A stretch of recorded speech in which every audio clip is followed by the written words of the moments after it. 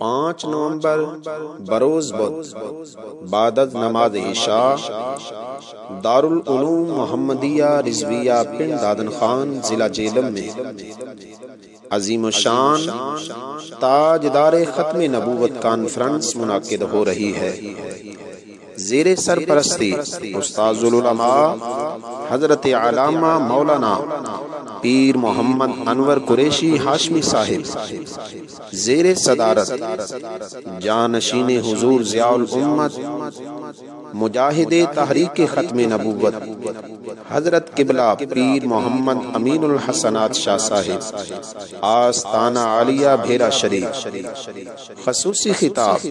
عالمی مبلغ اسلام ترجمان حقیقت حضرت علامہ مولانا